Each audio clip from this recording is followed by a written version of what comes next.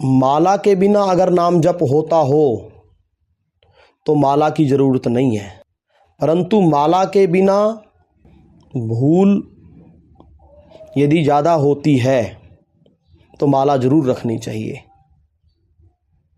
माला से नाम जप में मदद मिलती है। अगर बिना माला के आपका नाम चलता है तो फिर माला की आवश्यकता नहीं है। और दूसरा कि जितना नियम आप लें उसको अवश्य पूरा करें। तेल धारावत निरंतर भजन करने से ही प्रेम की प्राप्ति होती है। भजन में सबसे पहले नाम की आवश्यकता है। जिसका भजन करना होता है सर्वप्रथम उसका नाम जानना पड़ता है, इसलिए नाम ही भजन का मूल है। इस नाम भजन के कई प्रकार हैं। इनमें सबसे पहले जप की बात कही जाती है। श्यामा श्याम के जिस नाम में रुचि हो, जो अपने मन को रुचिकर हो, उसी नाम को श्यामा श्याम की भावना से बारंबार आवृत्ति करना, इसका नाम है जप। जप की शास्त्रों में बड़ी महिमा है।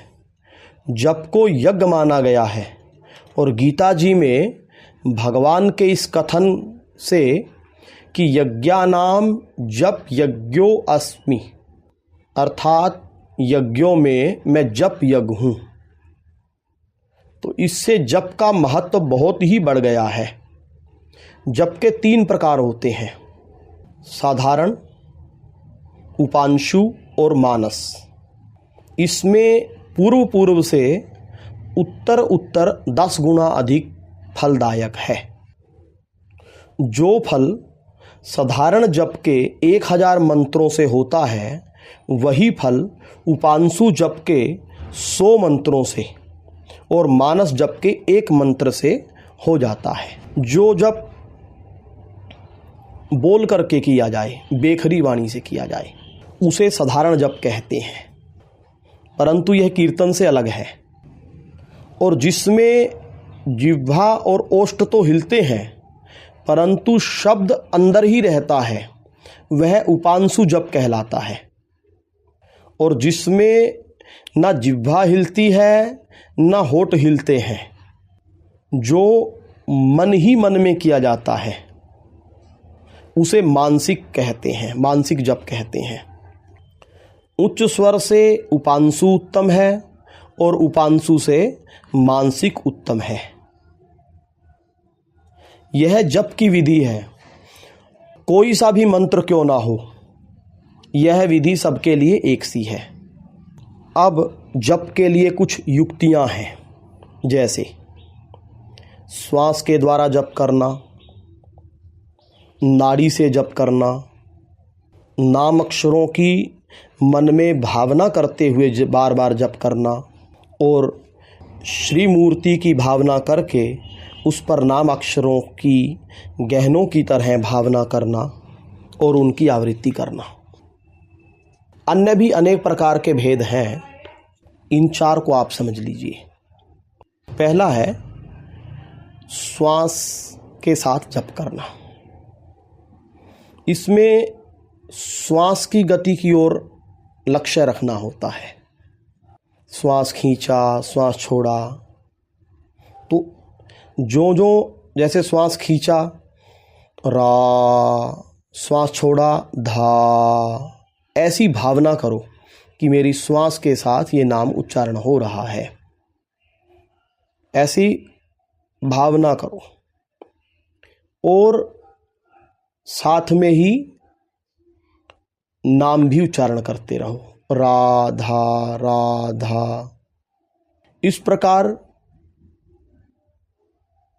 श्वास के द्वारा जप करने से अगर नियम पूर्वक 1 घंटा 2 घंटा भी किया जाए प्रारंभ में, तो एक विशेष लाभ की प्राप्ति होती है और मन बहुत शीघ्र ही नाम में लग सकता है। श्वास का द्वारा नाम जप जो है वो बिना मन के नहीं होता। साधारणतः नाम जप करते समय मन अन्यत्र रहने पर भी जप हो सकता है, परंतु श्वास का जप बिना मन के नहीं होता, क्योंकि मन नहीं रहेगा तो श्वास की गति का ध्यान छूट जाएगा। तो केवल जीभ से जप होता रहता है, इसलिए श्वास से जप करने वाले को श्वास की गति की ओर ध्यान रखना ही पड़ता है। जहाँ मन अन्यत्र गया कि जप छूट गया। कबीर जी ने कहा है, सांसो श्वासा नाम जप अरु उपाय कछु नाही। इसी प्रकार नाड़ी का जप है। नाड़ी की गति श्वास से भी सूक्ष्म है। हाथ, गले, मस्तक आदि की नाड़ियाँ उंगलियां लगाने पर चलती हुई मालूम होती हैं। अतः पहले पहल नाड़ी द्वारा जप करने वाले को उंगलियों से नाड़ी की गति का निरीक्षण करते हुए मन को उस गति की ओर लगाकर नाड़ी की गति के साथ ही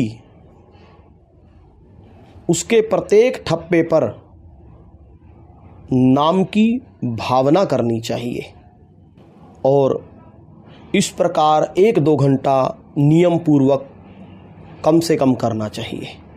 तीसरा है, आंखें बंद करके मन के द्वारा आकाश में या हृदय में